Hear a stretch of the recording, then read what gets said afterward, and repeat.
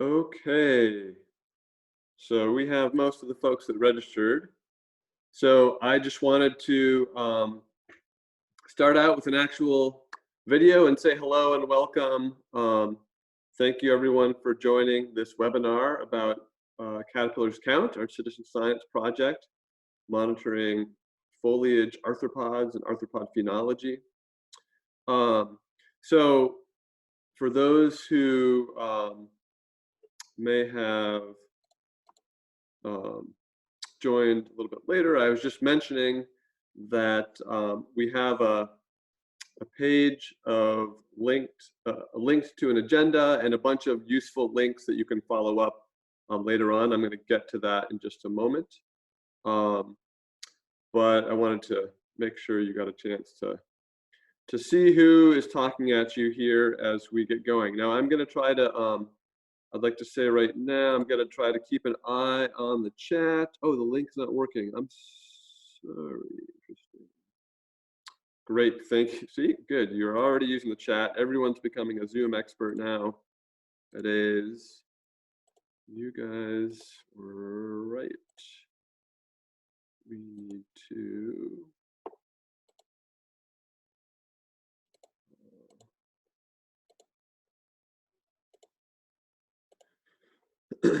Okay, for those of you who saw that link before, I'm going to actually switch over to sharing my screen again.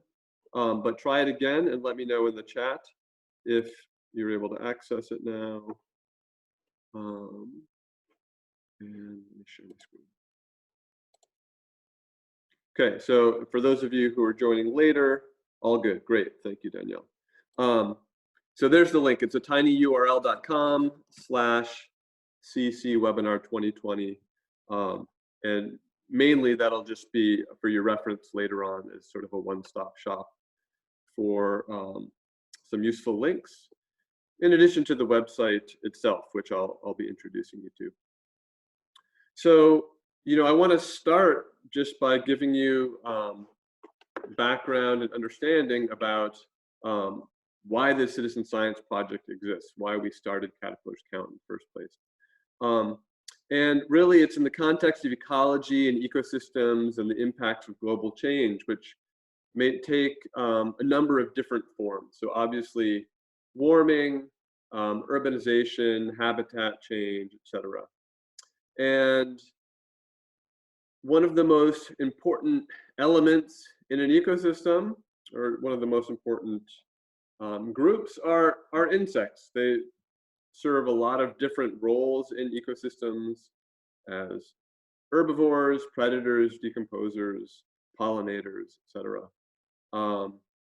And there's been a number of somewhat alarming headlines in recent years about potentially widespread insect declines across a lot of different groups. In some places, they've referred to this as the insect apocalypse or insectageddon.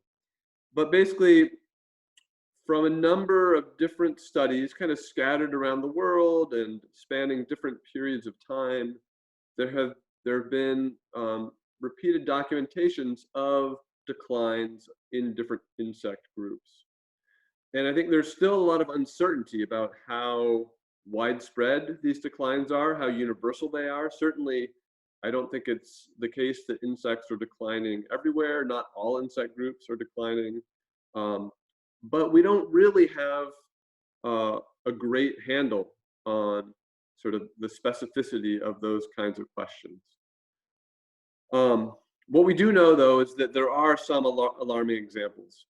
And the challenge, of course, is that to really have a good sense of whether arthropods are declining or not, you need long-term monitoring. And there are a few monitoring programs targeting particular charismatic species or particular groups, but there aren't a lot, and there aren't a lot that are geographically widespread. So that's one reason for the impetus behind this Caterpillar's Count project, is that it's intended to be a monitoring program, one that could hopefully develop into a long-term monitoring program. It provides us a baseline for this group of arthropods on trees and shrub, foliage arthropods. The second motivation has to do with shifts in phenology. So phenology being the seasonal timing of life events in living things, right? So of course, as you know, winter gives way to spring, and this picture in the middle is very much where we are in North Carolina at the moment, as I look out my window. But as you know, trees leaf out in spring into early summer, and you've got these fresh green leaves, not yet full of defensive compounds early on. That's the period of time when we tend to see this peak in insect herbivores that are making use of those leaves for food. And one potential impact of warming, and certainly this year in North Carolina, I think broadly across much of the United States and North America, spring is coming earlier, right? That's one impact we might expect with warming. Trees start leafing out earlier, and if trees start leafing out earlier, then those insect herbivores may be coming out earlier as well. So simply documenting those types of shifts are useful. And this is just summarizing these two questions. Are insects declining? Where and by how much? Are insects shifting their seasonal timing? The reason these questions are especially interesting to me is because I'm an avian ecologist. And it sounds like someone at least cannot see a presentation. And so that is problematic. So I'm trying to share my screen. And so someone else chime in if you're not seeing a PowerPoint. Oh, geez. Well, I apologize. Thank you guys for letting me know. Let's see what's going on then. How is that the case? Okay, how about now?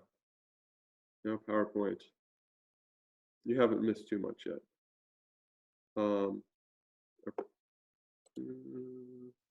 You're seeing it now.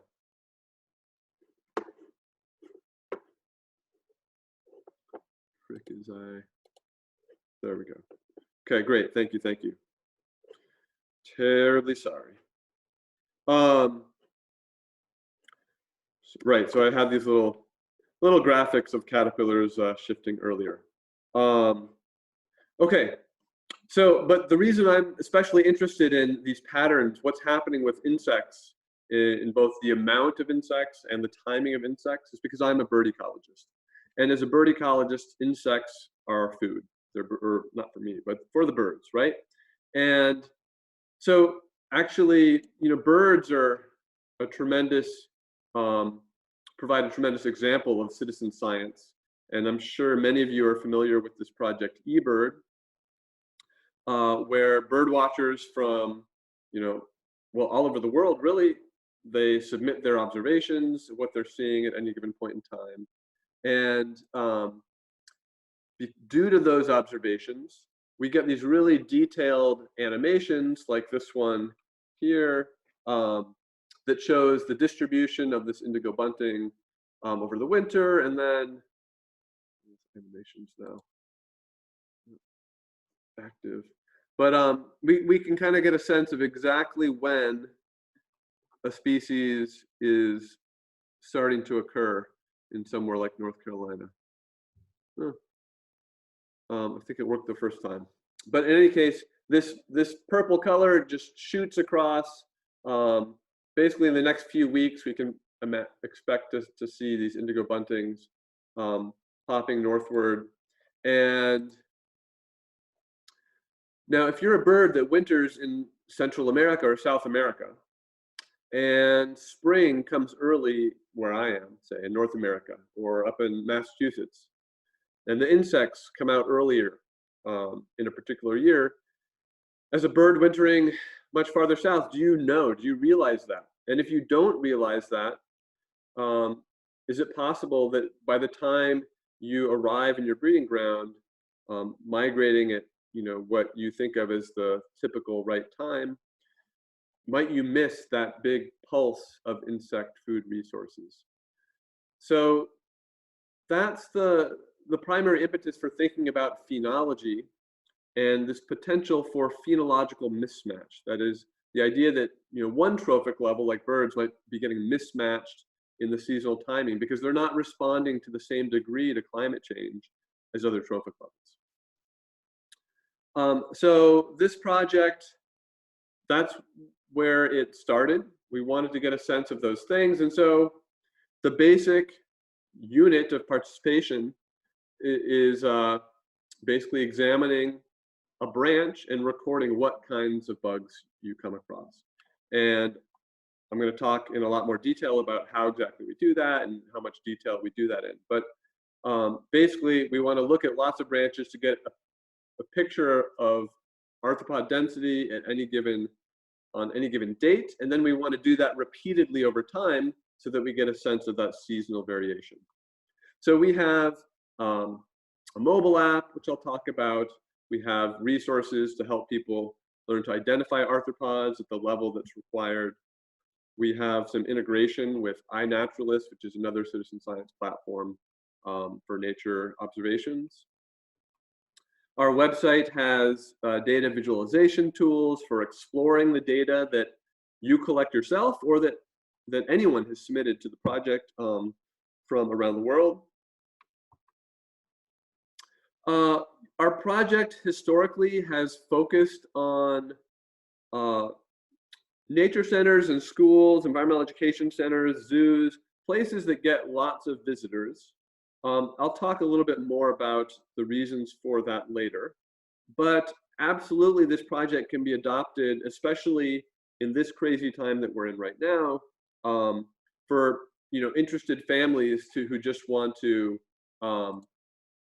do this in their backyard, right? And so we'll talk about some of the differences setting up a site in your backyard versus doing it at a nature center that might get lots of different visitors.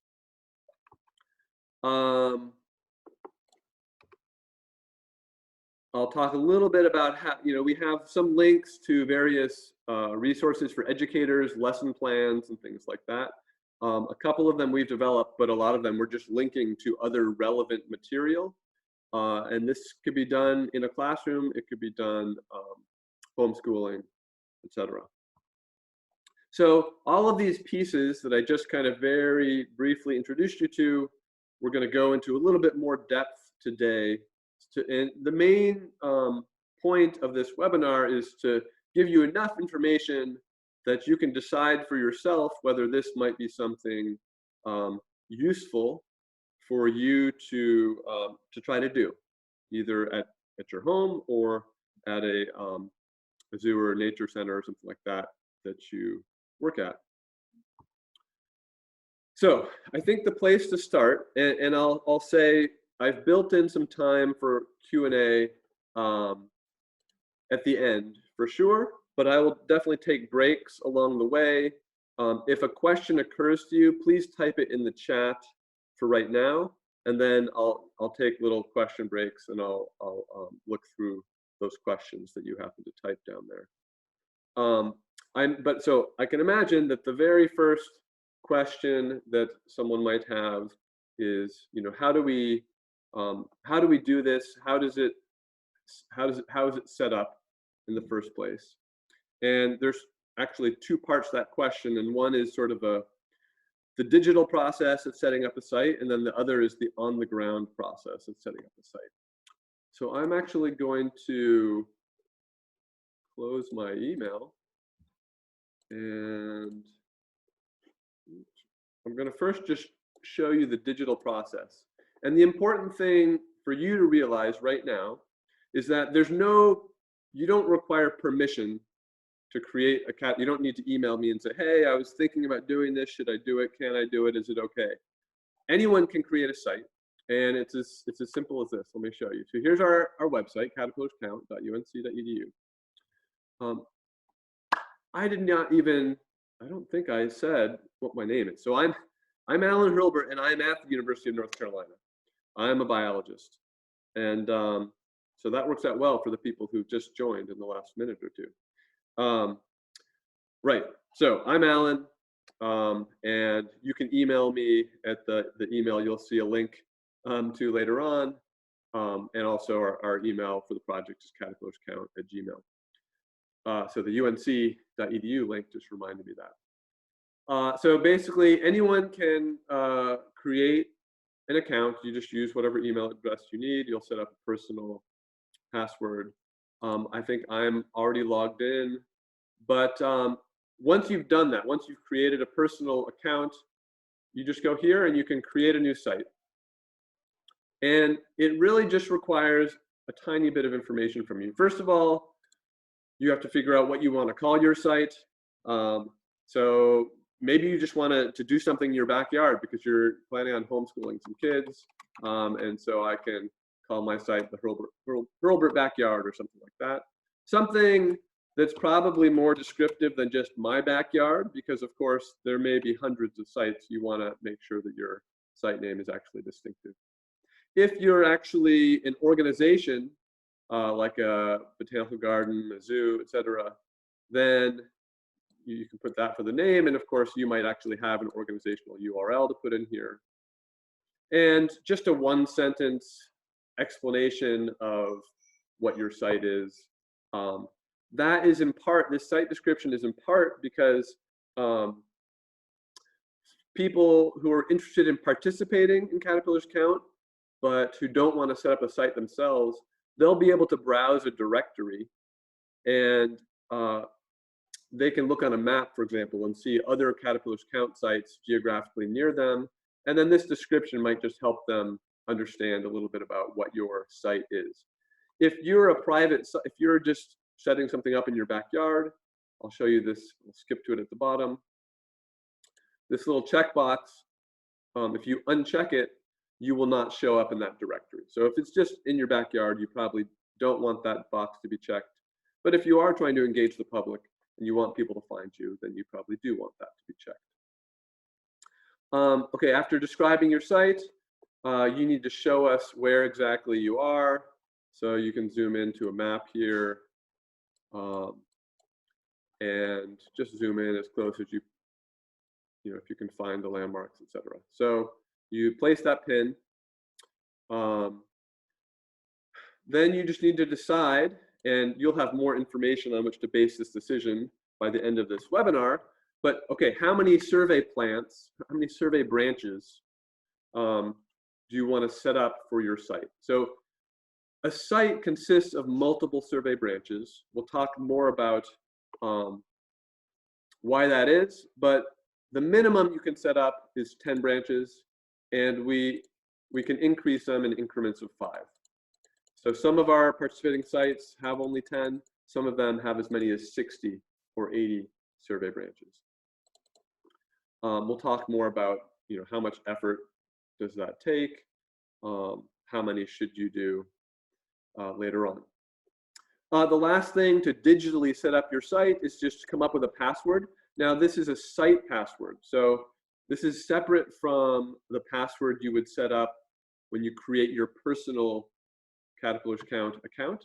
This is a password that basically gives people permission to submit data for your site. It's a password that you will share with anybody who's participating.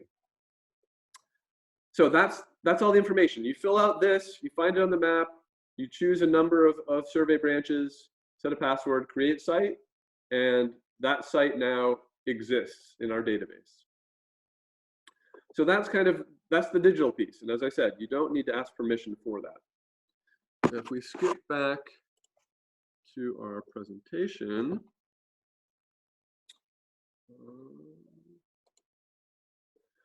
so now we want to think about, well, how are you going to physically set up a site? And we got all these branches. How do we choose these branches? What kinds of branches work well, etc.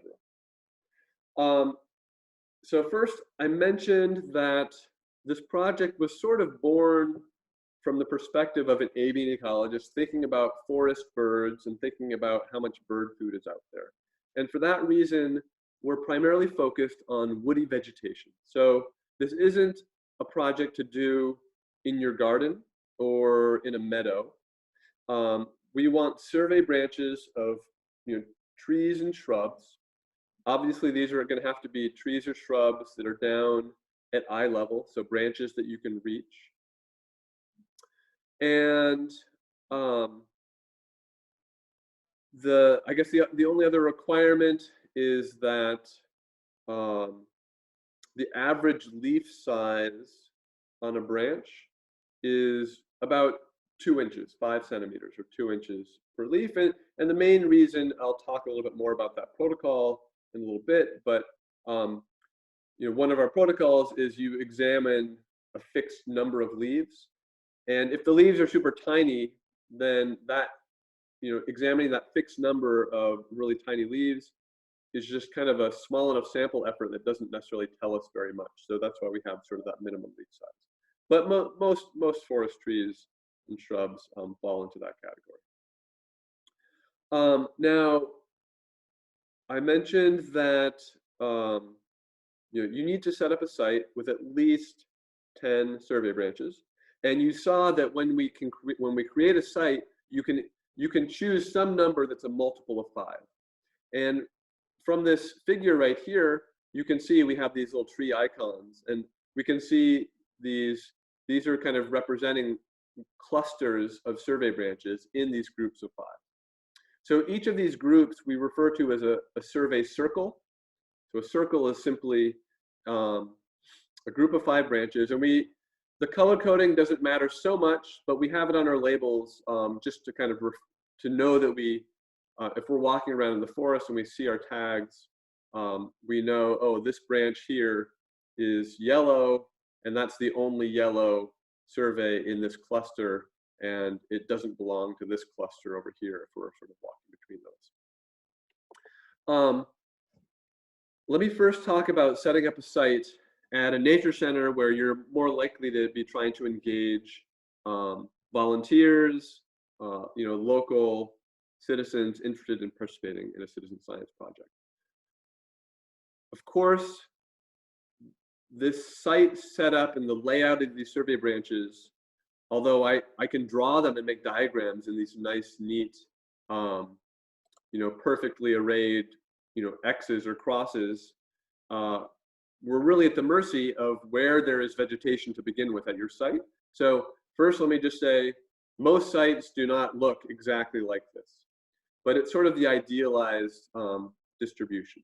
So what you would do is you would wander around and you would say, oh, I have a bunch of trees in this area. Just pick one tree branch that's in the middle of that area with lots of vegetation. And you can choose that sort of subjectively, and we'll call it your center tree. I've just labeled those the red tree here arbitrarily. Having chosen that center tree subjectively, then I'm going to choose the first tree in 5 meters, let's say in the 4 cardinal directions. The first tree branch I come to 5 meters away in each of those directions.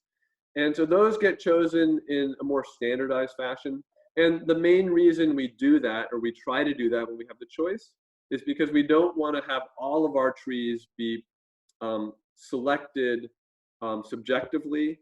We want it to be representative vegetation of just what the vegetation is in this area. So we kind of have this hybrid approach to choosing branches where obviously you're going to be at the mercy. In some cases, you may only have literally 10 branches in your backyard that you can reach. And so, you're just going to use whatever those are, and that's fine, regardless of what their spatial layout is. But when you do have, if you're in a forested area and you have this choice, this is the way in which we get that representative sampling of vegetation. We have a recommendation for these nature centers, and again, for folks that are, or for sites that are likely to be getting participation from, a handful to a larger group of people, then we recommend setting up at least 30 survey branches or survey trees. That is 6 of these groups of 5, 6 circles. And the reason is that insects are really patchily distributed in in the environment. You might look at 4 branches and find nothing, and on that 5th branch, suddenly you hit this big mother lode of aphids or spiders or whatever it is. So for having a really small number of branches, if you were on a given day to just look at 5 branches, there's so much uncertainty that that estimate is it's just not necessarily a good, accurate estimate. And we've actually done some analyses where in some of our sites we have 60 survey branches that we revisit twice a week, for research purposes. We do this really high intensity sampling. And what we've done is we have taken our data set of 60 branches surveyed twice a week for months, and we have subsampled it, and we've basically pretended, we have all this data, but we pretended, let's say we didn't actually survey on all these other dates, or let's pretend that we only did 20 of those branches and we ignore 40 of the branches of data. And then we look at the pattern we get when we do that subsampling, and we can ask, how far down can we subsample and still basically get that same phenology signal? And we decided that it was about 30 survey trees which provided that reliable signal. So that's kind of our recommendation. We'll get a little bit more into, again, how these surveys work, but ballpark, if you assume that each survey is about 5 minutes, 30 surveys would be about 2.5 person hours. So that would be, the idea would be, if you have all these branches set up, that they all get surveyed on the same day. And then you come back again a week or every 2 weeks or once a month, whatever you're able to do there. So at whatever sampling frequency, 30 survey branches might take 2.5 person hours. Now, if you have a group of 5 people, then that gets done in half an hour. That's really fast.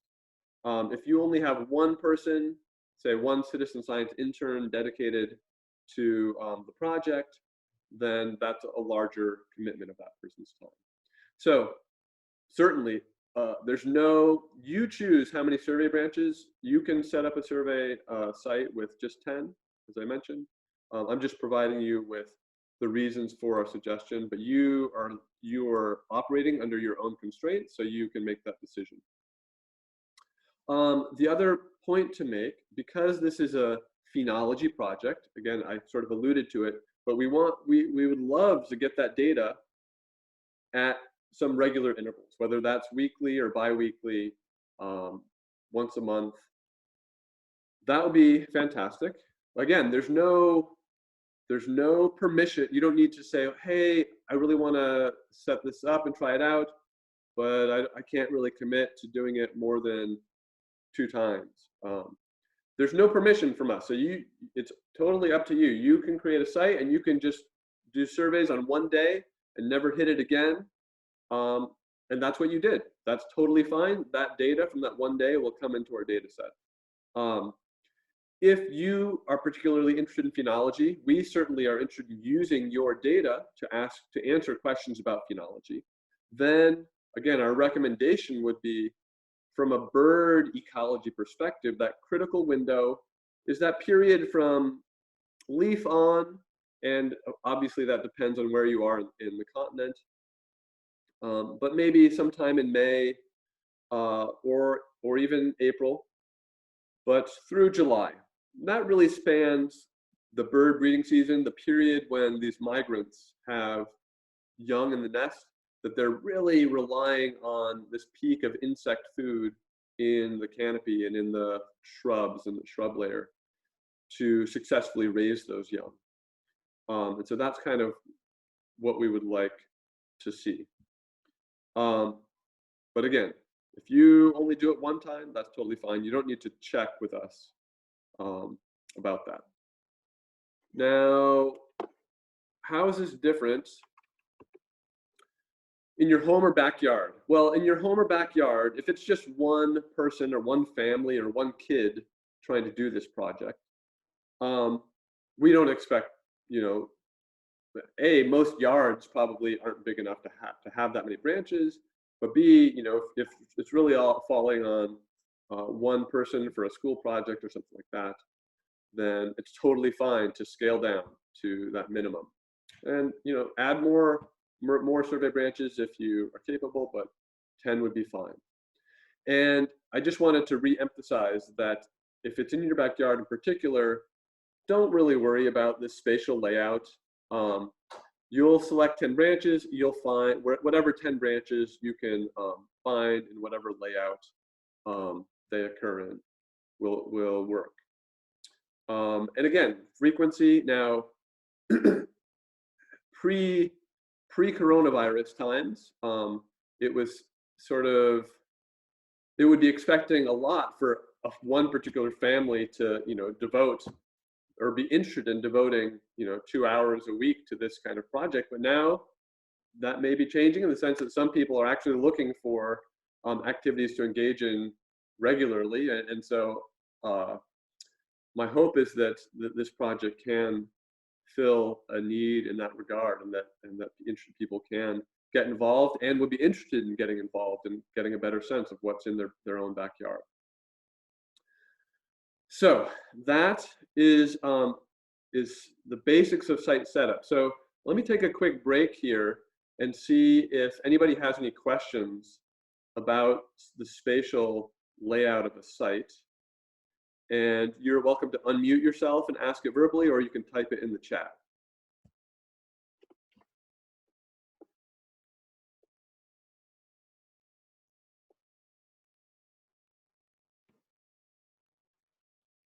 Okay, so no, oh, here we go.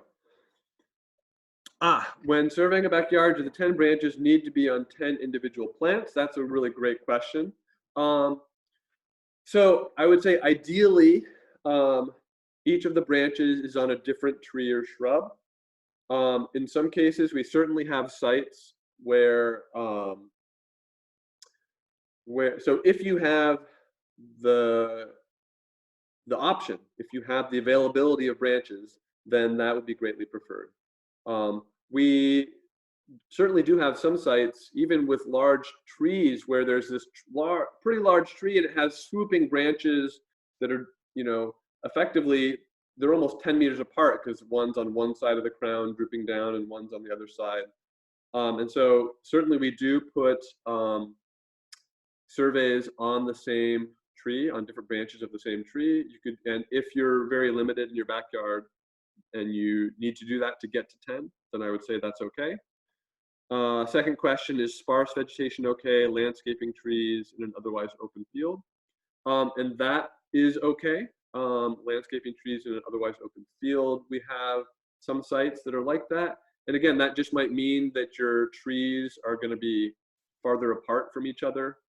But as long as you can get those total number of tree branches in that context, I think that works fine. If you have other questions, feel free to type them in there and I will get to them. But I just wanted to show,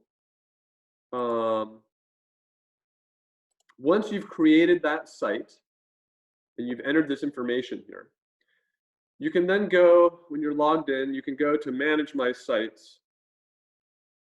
And, oh, we've got one more question. Yes, right, this is just what I'm getting to. The survey branches should be marked. That's exactly what I'm going to get to right now.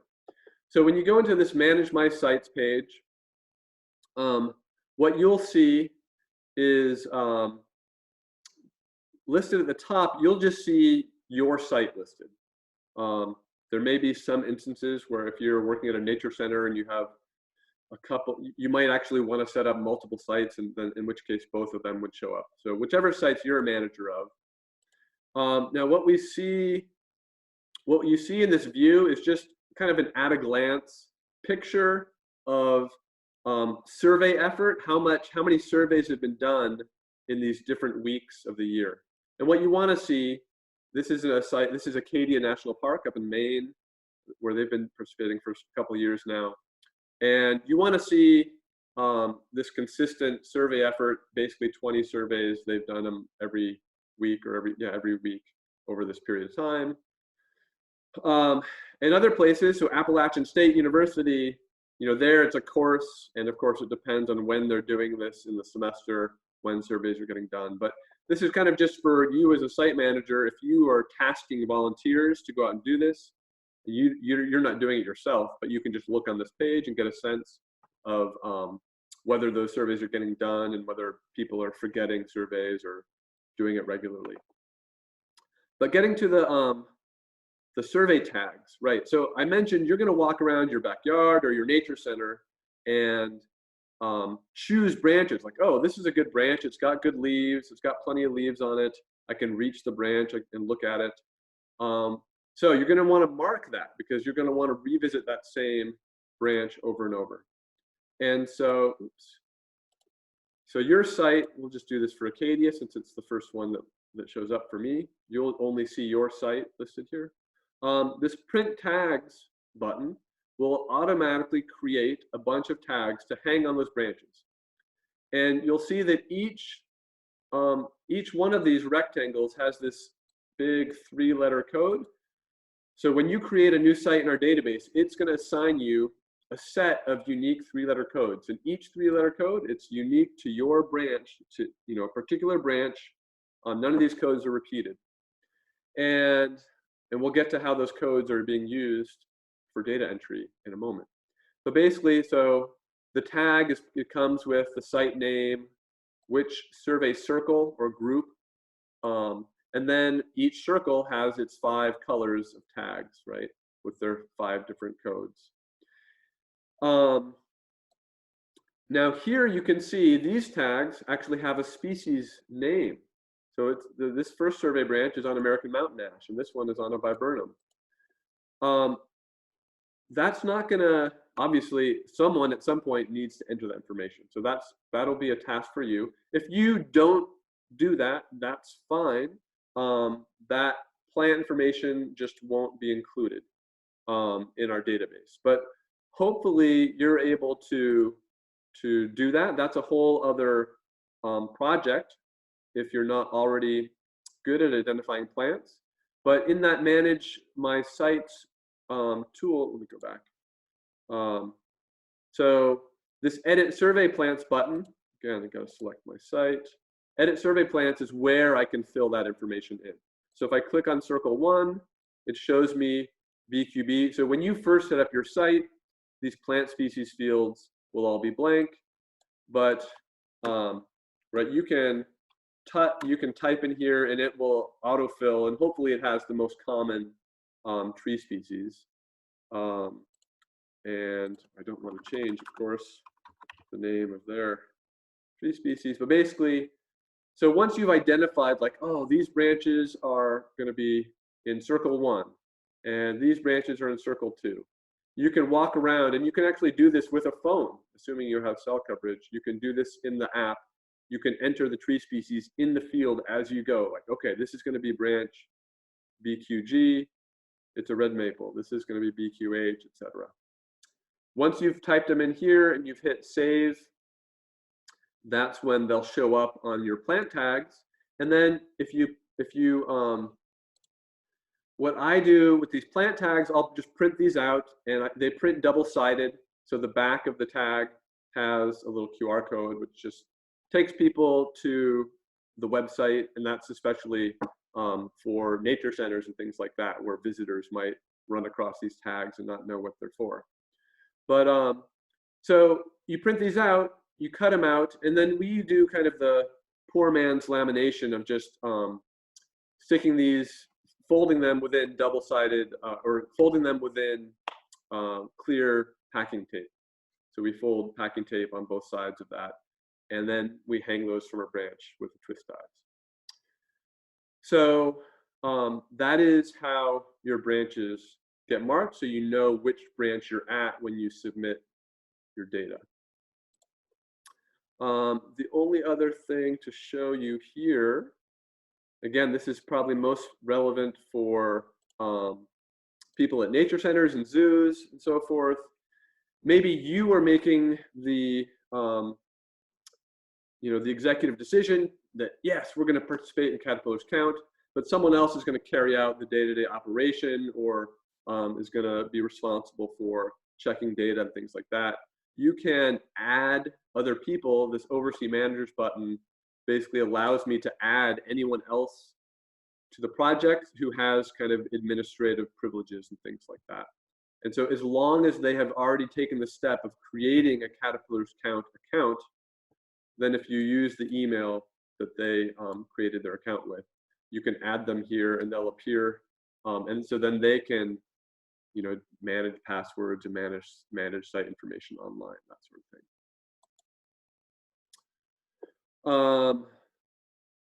Last thing, this last button here, the edit site button, just lets you edit. Oops, select my site here. It just lets you edit that initial information that you created when you first set up your site. If you wanted to modify the site name or the description, or for some reason you wanted to change your site password, you can do that. Okay, let me go back to the presentation here. Oh, question. Does anyone who's going to enter data need an account, or can they sign in by proxy to the center's site? So that's a great question. So some centers do create a, you know, they might create, you know, mynaturecenter@gmail.com, or they have their own kind of all-purpose email address for the nature center, for example, and then they use that account to create a Caterpillar's Count account, and then they have everybody just use that, and that's totally fine.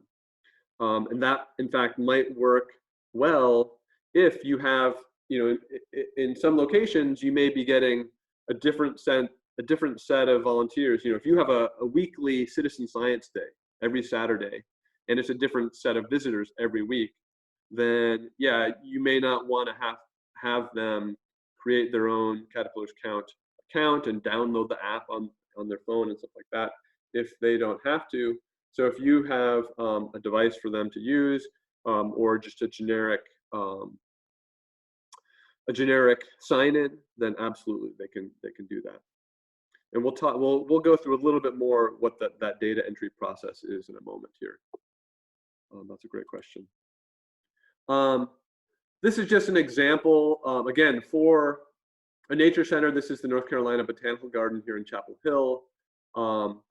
The scale doesn't necessarily mean too much, but this yellow path here, this is, I think it's like 3/4 mile trail. And so in some, where you have the space for it, in some cases, these survey branches, these survey circles might get actually spread out. In this case, we have a few hundred meters between survey circles. And if it's in your yard, or if you have just less, your available vegetation is in a much more compacted space, your survey circles might be much more closely packed together.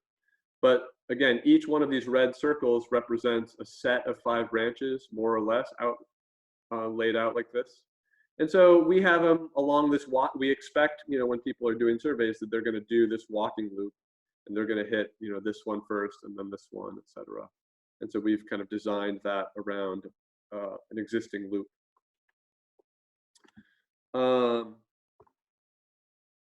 Okay, so I went through how to create a site online. Again, no permission required.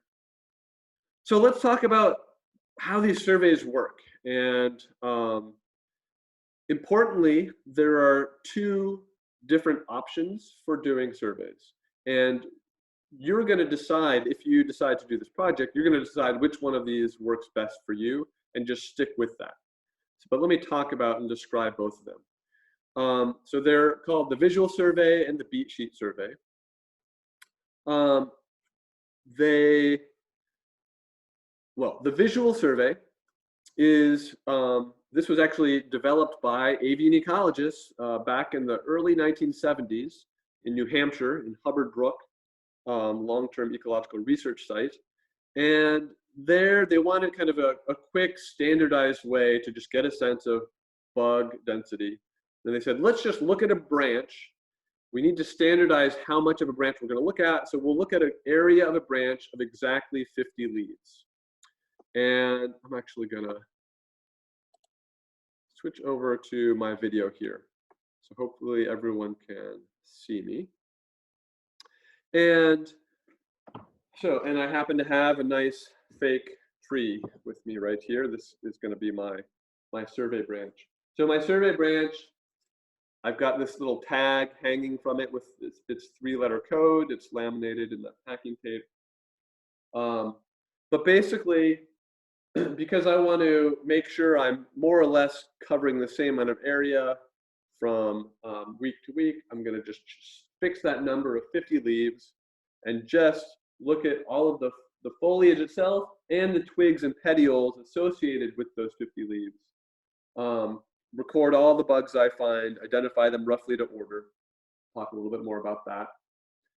And okay, so operationally, how does this work? Well, okay, you might start counting. Okay, well, here's leaf 1. I'm going to carefully look on both sides. Leaf 2, leaf 3, leaf 4. Oh, I found something. There's some bug on here. Now I'm focused on describing the bug, recording how long it is, all this stuff. By the time I finish that, I've forgotten what leaf number I'm on. So it can be tricky to try to count leaves and record all the stuff you see all at once. So what I tend to do is I actually usually count out my area of 50 leaves first, up to some, maybe, so you want them to be basically 50 contiguous leaves, more or less. And so maybe you just start counting, okay, 1, 2, 3, 4, 5, 6, 7, 8, 9, 10. And then you can visualize, oh, okay, it's the set of leaves up to this particular visual landmark, like some where that twig branches off, etc. But once you've done that for yourself and you can remember that point, now you don't have to worry about counting anything except the bugs. So the leaf count part is done, but you know you have your specified area. Then you can go through and, you know, as I'm showing, you want to make sure you're looking at both the underside and top surface of the leaves. You want to train yourself to have your eyes be scanning the twigs as well as the leaf surfaces. Certain kinds of bugs are going to be hiding and or hanging out preferentially on those twigs and petioles rather than the leaves themselves. And then every time you come across something, you're going to try to identify that. We'll walk through that with the app itself. So this is a meticulous process. You have to be really careful about the number of leaves that you're examining, and you really want to make sure that you're looking carefully, because these insects, many of them have undergone millions of years of evolution to not be detected by something that's looking for them, right? So there's all kinds of cryptic coloration and things like that. For those reasons, the visual survey, if your plan is to do this with children, for example, the visual survey I don't think is a very good approach. For elementary school students and younger, and even for some middle schoolers, asking them to be that careful might be asking too much. So for that reason, our second method is the beat sheet survey. And, sorry, hold on. The beat sheet survey is a lot more fun and engaging. The downside, of course, is that it requires a beat sheet, but you can home make your own beat sheet, and this is an example of one. And in fact, we have examples linked on the website for how to make this model of beat sheet, which is basically just 2 sticks and a piece of sheet, square. And then I drill a hole in the middle and I staple it on the corners. So it's very cheap to make one of these, but you do have to get to the store or get material, find material lying around. But the idea behind a beat sheet is that rather than doing this careful, meticulous leaf by leaf examination of this whole branch, you can hold your beat sheet under the branch. You find a stick, I'm holding an imaginary stick right now, and you whack the branch 10 times over your beat sheet. And then you get to look and show off and share with everybody all the cool stuff that's fallen down into that beat sheet. So if you're doing this with kids, this is definitely our recommended approach. It's both more fun for the kids, but also we trust the data better if kids are collecting it, if they're using a beat sheet, than if they're doing these visual surveys. Okay, let me see. I guess the other advantage of the beat sheet survey is it doesn't take as long by virtue of not being as painstaking. So you can get the same number of branches done in a shorter time going that approach. Okay, so let's let me show you exactly. This kind of still helps you understand how these surveys work.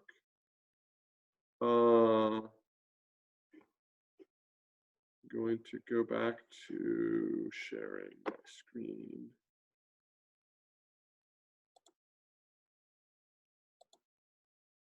Okay. Oop. Shoot.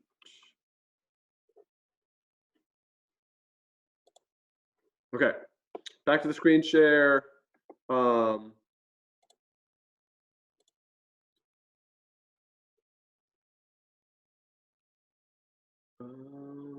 Shoot. Sorry.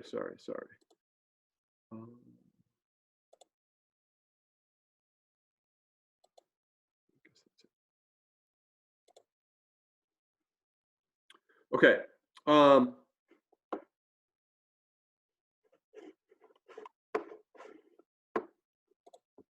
There we go. Okay, we have a free mobile app, and I just want to give you a sense. This will also give you a sense of how these surveys work by just showing you the steps you go through. You can, once you have created an account, you have to sign in to the app the first time, but then you shouldn't have to sign in again. So you will only see that first page once. And we actually have a document that allows you to practice. So once you have the app installed, this is just an example branch code here, right? So this EJR, you could try this out on your phone, and actually, makes sense. Here's this first screen that you see. It asks you to enter. Well, what survey location are you at? All you do is you type in that 3-letter code, and it automatically realizes, oh, you're at, in this case, this is our example site, Circle 1. It's an American beech tree. And it's showing it's at the red survey branch. So you can kind of verify that you type that in by looking at comparing it to the survey tag in front of you. But if you wanted to practice, if you wanted to practice with the app, you could go ahead and type this in, and you'll see that it asks for a site password. This is what you set up when you first create your site. This is the thing that you're going to share with other volunteers. This is something you just have to type once on your app, and your app will remember that and know that you have access to submit data for this site. For this example site, the site password is just test. So if you wanted to, you could play with the app using EJR and put test there. It automatically knows what date and time things are, and then you are telling it, okay, are we doing a visual survey or a beat sheet survey? Is there anything unusual about the day, like, oh, it rained a ton last night, and some of the branches are down or something like that? Because whether the leaves are wet or not can actually impact arthropod activity on the leaves. There's just a simple checkbox for you to decide if those leaves are wet enough to merit noting. So once you've filled out that basic info, okay, well, did you find any arthropods, yes or no? If you said yes, then you get a drop-down menu. Oops, you get a drop-down menu. This is just the top of that drop-down, what that looks like, but you can select whatever group. And this is highlighting sort of the level at which we're expecting people to be able to identify things. So I mentioned, for the most part, we expect people to identify things to order. And that means beetle versus fly versus bee or wasp, etc. And then there's a few categories for which we might, get below order. So obviously ants are just easily distinguishable from bees, bees and wasps, even though those are all hymenopterans.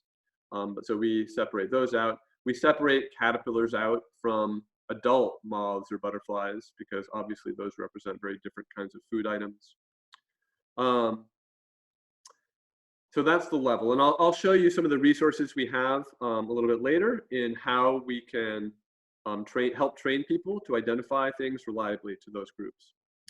But once you've selected one of those organisms, then it takes you to a page where you also are entering, well, what length in millimeters was that organism?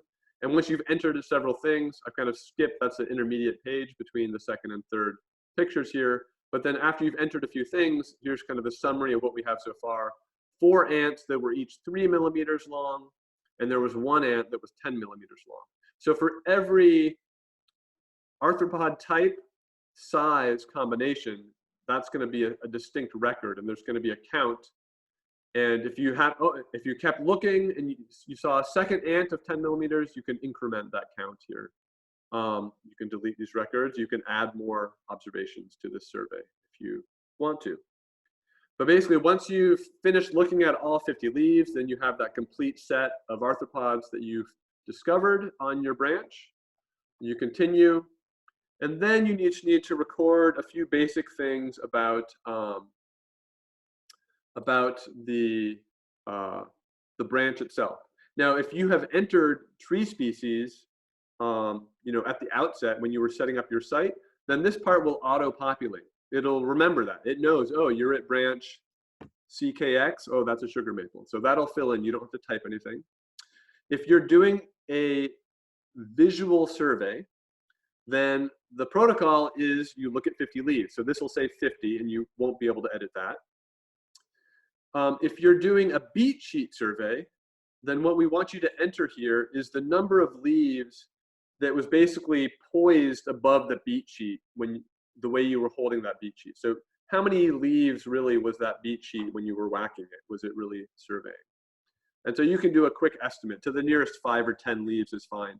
For a tree with sparse leaves or really large leaves, that number might be only like 10, like some kind of magnolia or something. Whereas if you have a tree with really small leaves, it could number in the hundreds. So you'll have to estimate that as best you can. And then we also like to get an estimate of leaf length in centimeters from the leaf tip to the base of the blade, so not including that petiole. And that helps us compare surveys of very different leaf size, right? So we know comparing, again, something with really large leaves like a red oak or a magnolia leaf or something to something with really tiny leaves. If we have an estimate of that leaf size, then that can ultimately help us on the back end calculate the total amount of area that, that was examined. Okay, and then the last thing to do is this Bibury score. And so this is something that we evaluate sort of on the survey branch as a whole. So let's say you did a visual survey, you examined 50 leaves. On average, across those 50 leaves, how chewed up were those leaves? And that can be a signature of insects that were present, even though maybe there weren't any insects at all present when you did the survey. You have nothing to record. There are no arthropods, and yet those leaves were heavily chewed up. And so we want to record that information. And so we're trying to record it in these categories of percent damage. And that can be a really tricky thing for people to learn how to estimate. And the useful tip that we share with folks is to think about converting that percentage into number of leaves worth of holes. So, you know, most leaves, especially later in the season, will have at least a little bit of damage, right? They'll have at least this trace amount. So the real question is it more than trace? Is it more than 5% or not? Well, if you just examined 50 leaves, 5% of 50 leaves is 2.5 leaves. So if you can visually or mentally in your mind imagine taking all those little holes that you notice in your survey branch, mushing them all together, are there more than 2.5 leaves worth of leaf hole? And if there are, then that would take you out of the trace category into the light category. Similarly, if there's more than 5 leaves worth of holes, that would put you above light and into moderate, etc. That would be a lot. So I would say most leaves probably fall in the trace or light category. But certainly there are some tree species that get hit really hard, and we want to record that. Then you hit finish, And that's it for that survey branch, right? You're ready to go on the next one. Okay, so let me take a break here and check in with the chat. So let me check these questions here. Does anyone who's going to enter data need an account, or can they sign in by proxy? Oh no, we did that one, I think. Well, actually, let me just mention that so we strongly recommend using the app to submit data. And the main reason is that it has some built-in checks, and it doesn't require this second step of data entry. That said, in some places, they prefer, based on their user base, maybe the user base doesn't have devices to use, they prefer to use paper data sheets. And so we have paper data sheets, and I can show that later if that's of interest. But if you fill it out in a paper data sheet, under participate, then you can just come back to a computer at home later on, and you fill in all of that information from the paper data sheet at the computer, and you walk through, let's just go through this here. This is basically what the app looks like. Did you find any arthropods? Yeah, there's a caterpillar, 35 millimeters, one. So here's that intermediate page, actually. I should have been doing this. This is useful. Actually, I'll take this opportunity right now to mention that there's the option in this app to take a photo. And so we don't expect everyone to take a photo of every single thing that they observe necessarily, especially when you've seen that exact same kind of ant like 100 times. You don't need to take a picture of that same kind of ant again and again and again. But certainly if you want to take photos of interesting things, and actually for caterpillars, we do recommend people take pictures of every caterpillar they come across. Certainly every one that's large enough to actually get a photo of. And if you take a photo, if you choose to take this optional photo, this photo will automatically get sent to iNaturalist through the Caterpillars Count iNaturalist account. And you'll be able to follow up with it later on, not just caterpillar, any photo you take, whether it's a caterpillar or not. But in iNaturalist, there's the possibility that other experts who view your photo can identify that beyond it's just a beetle, it's just a caterpillar, et cetera. So especially things that you might like to follow up and learn those more detailed IDs, I encourage you to take photos. And that's the reason we encourage people to take photos of all caterpillars they come across. And I guess I have neglected to mention, I've been talking about all these different bugs and insect types, why our project is actually called Caterpillars Count when we're recording everything. And that's mainly because caterpillars are just one of the arthropod types that are the most important for feeding nestling songbirds. They're just this soft, juicy bag of protein, basically, green sausages of the forest, if you like. So we're especially interested in their value as food items. But of course, we're recording everything we see. So this project could just as easily be called bird food count or bug count or whatever, but not as alliterative, obviously. Okay, so sorry, I'm going on tangent upon tangent here, but this was just to illustrate that if your users don't have iPads or iPhones or mobile phones, we have Android apps as well, they can record the information on a paper data sheet and then come back and sit down at the computer and do it at a computer later on. That does introduce the possibility of mistranscribing things, etc. So we do recommend people use the app. We expect that it's less work in general and easier. Okay,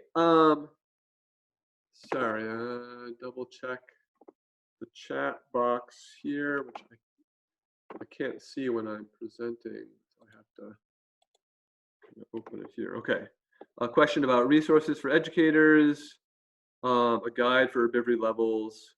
We're in a pretty remote site and most cell phones don't have service. That is a great point to raise. Our app actually works even when there's no cell phone service. So as long as you've downloaded the app in advance and you have entered the password in advance, when you go out in the woods and you have no service, it basically just stores all of that information on your phone. And when you come back onto Wi-Fi, all of that info will get submitted. And I should mention that, and because you're mentioning these resources, I'm going to go ahead and skip to that right now as well. On our website, we have this resources page.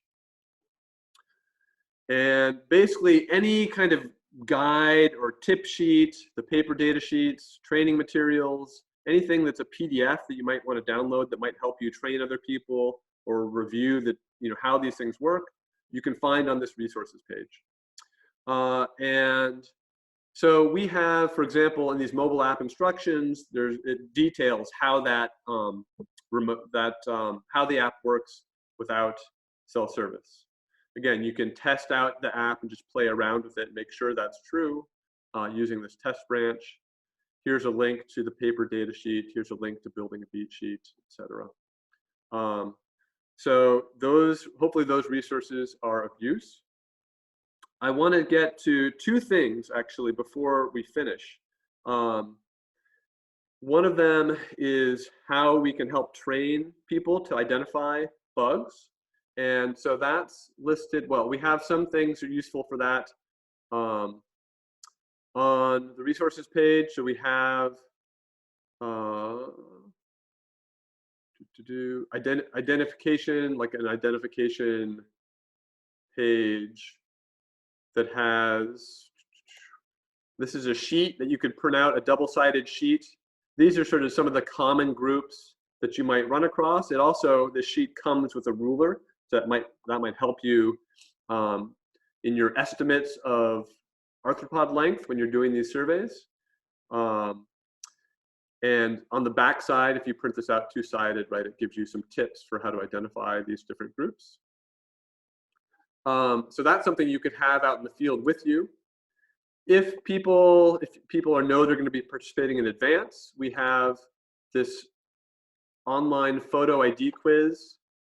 And this basically just pulls research grade photos from iNaturalist, and then you can get practice identifying things. And if you get it right, it highlights, yeah, right, this is what you're supposed to be looking for. And if you get it wrong, I call this an aphid. Again, it tells me, no, actually it's a B, this is what I should be looking for. And every time you do this quiz, it'll be pulling new photos. So you can do this quiz over and over again and get a lot of practice learning to identify these different groups. And it stores your score and tells you if it's the best you've done, that sort of thing. Even more fun, and I think even more useful, is we have a virtual survey game. And so this one, it's simultaneously, you can practice kind of the protocol. You're practicing visually searching for things. And so here's what it looks like. Let me put it on full screen here, play this game. So it shows me this branch. Okay, this is the first easy level, although there's not a lot on here, but I see some tiny little thing, and here's my magnifying glass.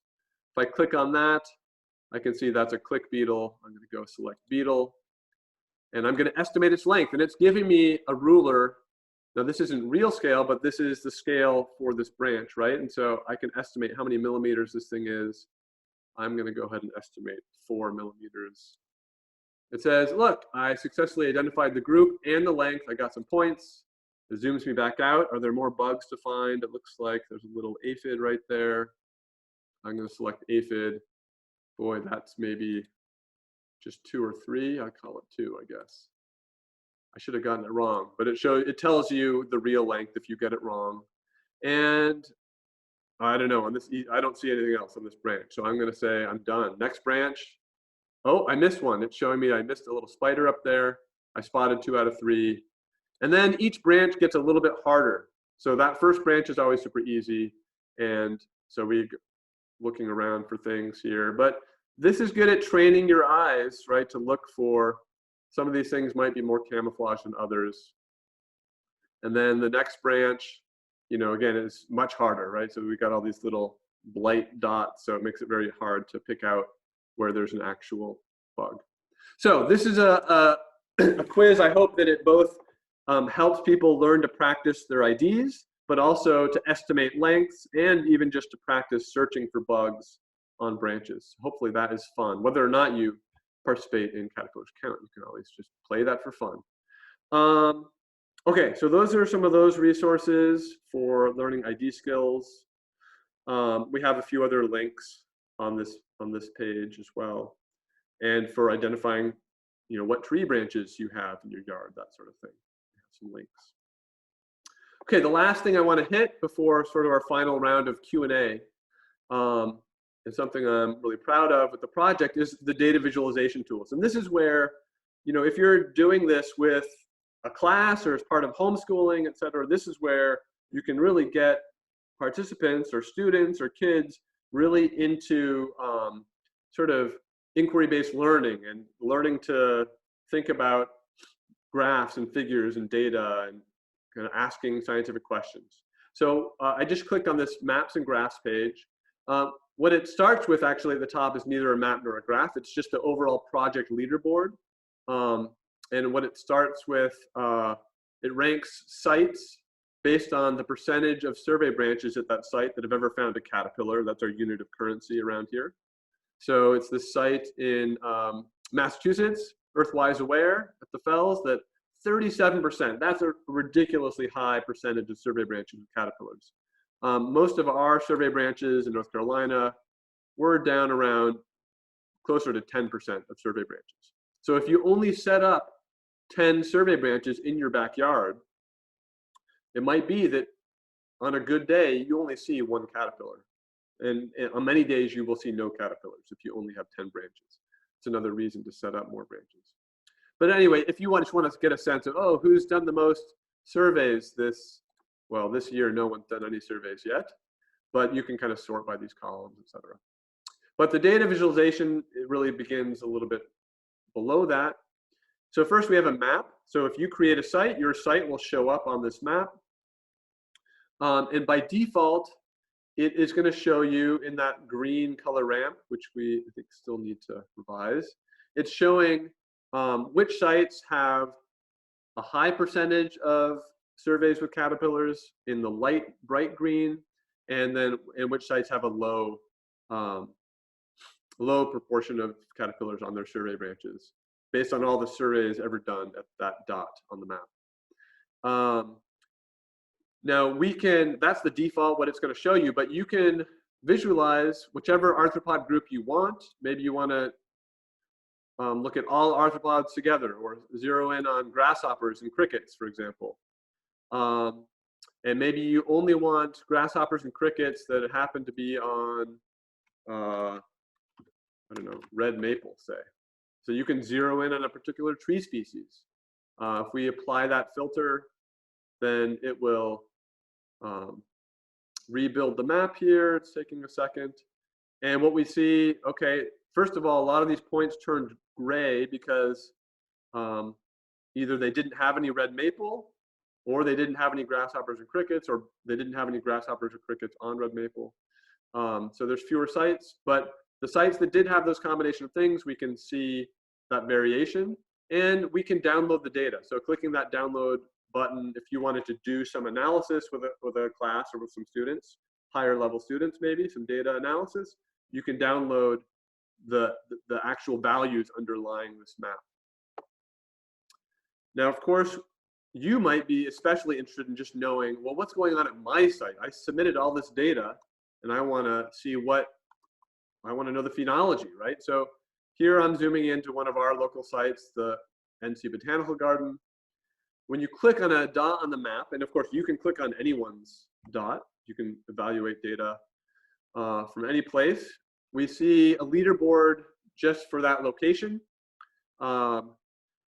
And again, you can get a sense of who's done the most surveys, who has seen the most has the greatest caterpillar hit rate, basically, who's finding the most caterpillars.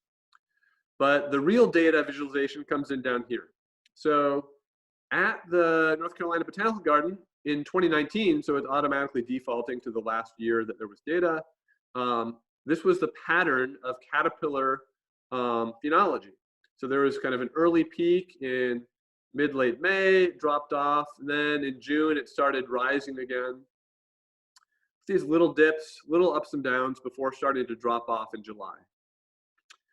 So importantly, we can visualize the phenology again of all of these different groups. I'm going to add another curve for caterpillars, but I'm going to add it from a different year. So once you've been going for several years, right, you can do these between year comparisons. And look at this, we see this very different pattern in 2015, where there was really just one big peak in mid-June. And it sort of corresponds to this peak. Maybe in 2019, this peak was coming a little bit earlier. Maybe something happened to deaden that peak a little bit. But so we can, we can add data. Once you have data for different years, you can do different years. We can compare to a totally different site. We want to do caterpillars in Maine. Now they may, oh, whoops, and I have it defaulted to 2020. Let's select 2019. So they actually did most of their surveys. They didn't start until June. They didn't have very many caterpillars, and they were focusing a lot of their surveys in the fall. So, but importantly, you can compare different sites, different years, different arthropod groups. You can compare the seasonal timing, and you can download all of that data from this little download button here. So that's the phenology graph. Importantly, and again, these instructions are in those handouts. You can kind of change what you're graphing a little bit. So there's different ways to represent that phenology.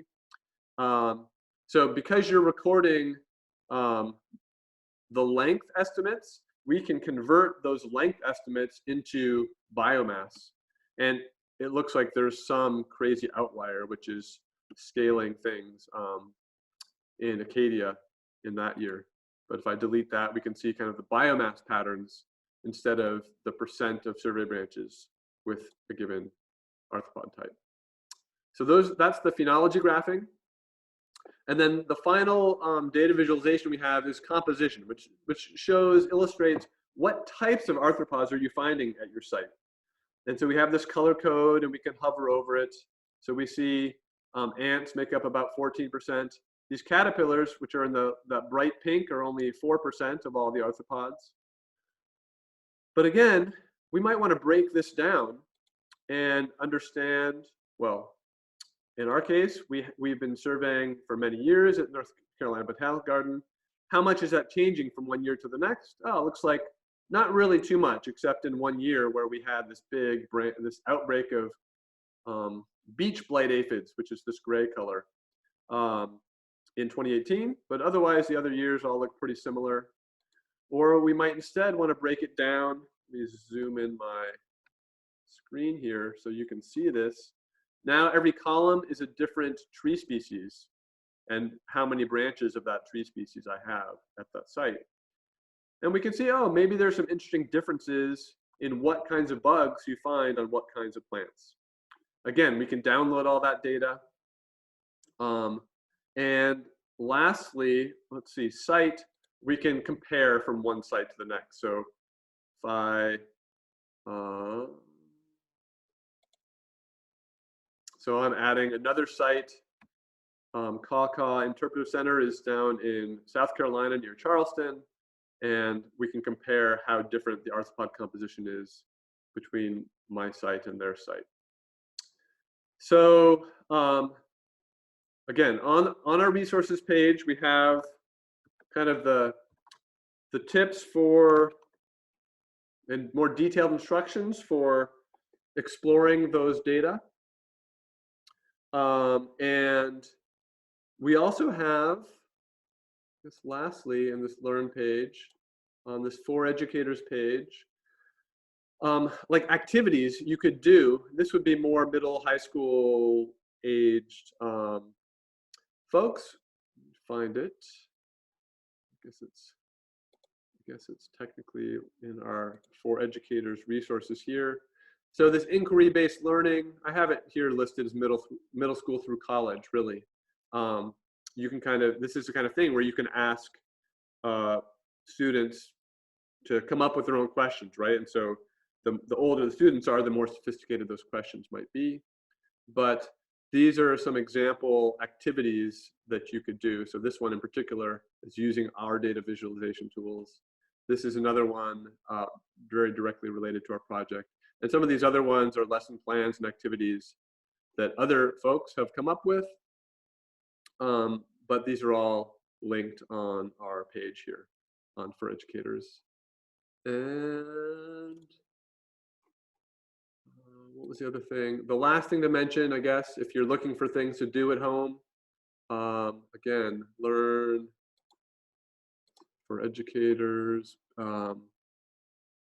We have a bunch of side projects, things that are complementary to Caterpillars Count, that you could try rearing out caterpillars that you find. You can try putting out clay caterpillars. This is something I'm planning on doing this summer, and seeing how many bird beak bite impressions you find to get an estimate of that predation pressure. Monitoring bird nests, etc. So there's a lot of stuff linked on here. Hopefully the agenda that is linked to helps you find a lot of that. And I'll just point out that our frequently asked questions page, this fact page, has answers to a lot of questions you might have. A lot of the things I've talked about, hopefully I've covered most of this. But if your question isn't answered here, you should feel free to email me. We also have a Google forum at the bottom of this page. And most likely, if you have a question, you're not going to be the only one. And so if you post it here in the forum, and I'll get that, I'll answer it there, and then other people can see that answer and search. So I'm going to stop sharing. I'm going to look at the new questions you guys have posed here. So do city parks typically allow you to do visual surveys or beach surveys? I don't think that either one of those is usually a problem. The point, even with a beat sheet survey, you're not whacking the branch. If you're whacking the branch hard enough that you're breaking off leaves and small twigs, then you're beating it too hard. So you should be beating it not hard enough to really damage a branch. So it shouldn't matter. I think what would matter more, if you're trying to do this in a city park, you might need to get permission to put tags up on the branches. That would be the thing I would check with and ask about first. And then would it be okay to continue adding sites over time from across a whole city? And I would say, yeah, absolutely. I would love this project to grow as much as possible. Up to this point, we've had about 70 sites from across, they're all in Canada and the US up to this point, mostly in Eastern US, but we have some sites out West as well. I think from the definition of a site from the perspective of Caterpillars Count, it's a set of survey branches that will be visited on a single day, right? So if you're hoping to create a network within your city, maybe at different city parks, well, you might want to create a separate Caterpillars Count site for each of those parks whenever you have the bandwidth to add new Caterpillars Count sites. But I would probably create them as separate entities within our website rather than just adding survey branches to the same named site, if that makes sense. That's a great question. This was since this project was originally targeting caterpillars, are you only interested in broadleaf trees? We are primarily focused on broadleaf trees, and extending this to coniferous vegetation, whether that's pines or spruce fir, those kinds of branches, we would love to do that, because certainly there are, in some parts of the country, especially out west, up in the Northeast, in the mountains, those kinds of trees are the trees where, warblers and things are foraging amongst those needles, and there are bugs. And the only thing that's held us back is kind of, since we adopted this avian ecologist protocol where they were recording unit of effort in number of leaves, and number of needles is both not something that anybody is really going to count, it's also not as meaningful a measure. Like we don't want someone to do a 50 needle survey on a spruce and think that that's worth something. So we're thinking about how to extend it. And certainly if you were to do if you happen to have these, or these are your main branches, and you go the beat sheet survey route, I think that works. Operationally, a beat sheet survey works fine on that kind of vegetation. As far as what you enter for number of leaves, that's something that we're still struggling with or figuring out how to account for that measure of effort. But we are focused mainly on broadleaf trees. That's a good question. I know that whenever I talk about this project, I leave stuff out. But feel free to chime back in. You can unmute yourself and ask, or again, enter stuff on the chat. And oh, let's see. If we're planning to sample on Mondays and it rains, do you want us to sample on Tuesday instead, or skip a week? Right, so if you're trying to do it weekly, then I'd say hitting it on a Tuesday because it rained on Monday is better than skipping the week. It's fine if sometimes it's every 8 days and sometimes it's 5 days in between and sometimes it's 7. We know exactly when that is, so it doesn't matter too much. So it's better if you can get it in on a different day than skipping the whole week, I would say. Rebecca saying, I live on a partially wooded lot and I'm used to looking at caterpillars. Just to be clear, number of survey trees is up to you. Yes, absolutely. 10 branches per tree or shrub. No, that's not it. It's just 10 branches total is the minimum number of branches you have to find in your yard. And ideally, those are on 10 different trees and or shrubs. If you have to, if you're limited, then it's okay if a couple of those branches are on the same tree or shrub. And then you survey the leaves on those branches. That part is correct. Time of day, great question. So certainly arthropod activity varies with time of day. The most important thing is consistency. It's just picking a time of day that is going to work well for your volunteers or for you, and doing that every time. So to the extent that that's possible, if it's every morning, then do it every morning. If it's every afternoon, do it every afternoon. Someone mentioned that some arthropods are more numerous at night, right? Some caterpillars, they come out at night to feed, and they're hiding during the day. We don't do these at night. Birds aren't feeding at night, and so we're trying to get a sense of bird food, and so it really is what's out during the daytime. And so to the extent that you can, just pick a time of day and try to stick with that. Liz is asking, if I collect data with people, should we each submit data or submit data as a group? I think that's totally, both of those are fine.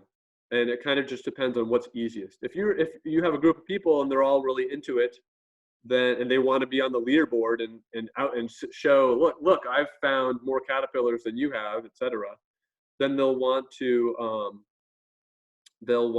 have their own caterpillar count account. But again, in some situations, it may be that your site has a generic account for users that don't want to do that. But either one is fine. Our facility is closed, of course, right? So this is,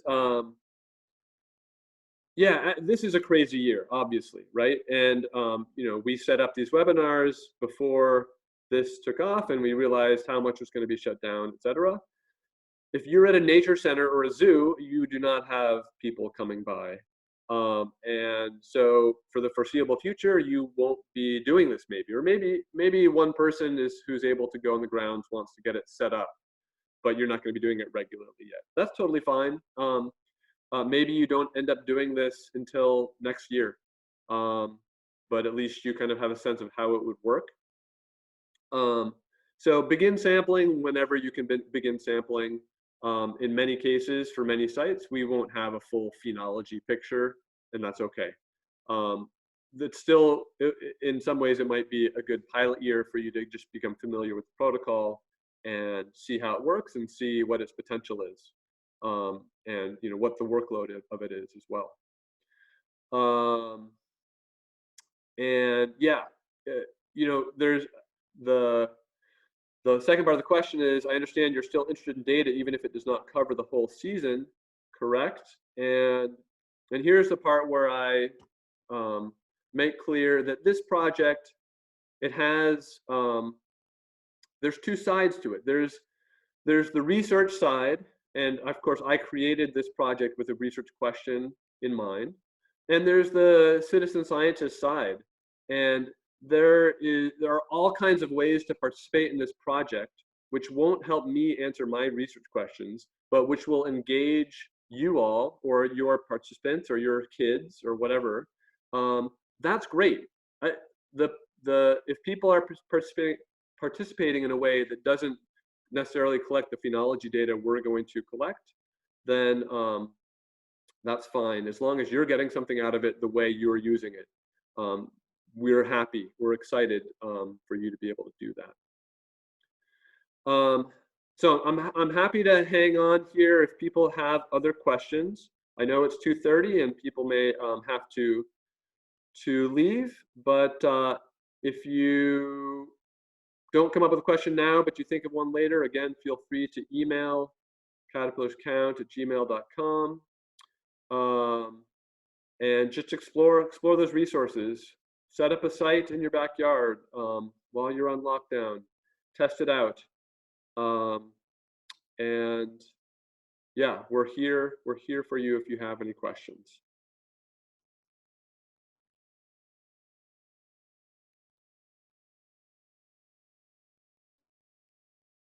And if there are no other questions, I hope everybody stays healthy and safe and is able to learn more about bugs in their backyard.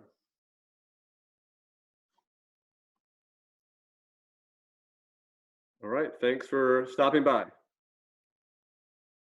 Oh, great. If we set up a branch that we're targeting and notice that another has caterpillar. Right. That is, that's a reason. So we ideally don't select branches because we notice that it has a lot of bugs. If we always did that all the time, then that might sort of bias our impression of arthropod density. And likewise, actually, even when you're doing, even if you've already selected the branch and you said, okay, I'm gonna start my 50-leaf survey and I'm gonna start looking for bugs, and here's where I'm standing next to, but I notice over here a cool-looking caterpillar. I don't want to just include a bug in my count just because I happen to notice it if it was somewhere not within the immediate 50 leaves I was going to do. Again, that's trying to eliminate biases. So certainly if you notice that cool caterpillar, show it off and share it with people you're with, etc. Point it out to people, but you might not want to enter it if it wasn't already in that area that you were planning on counting. And then likewise with setting up branches, we want to just set up branches that are representative and that aren't necessarily the branches with the highest herbivory or things like that. Okay, Rebecca, hopefully that answered that question. Great. Okay. Anything else? This is being recorded, and I will throw a link up online. In fact, right now there's a link up to one that we did last year, and so I will. I think I should have, since you all had to register. Haha, you may be getting Caterpillars Count emails from now on, which you of course can unsubscribe from. But I'll probably put a link to this recording somewhere. Yep. Please do contact me later on. Absolutely, that'd be great.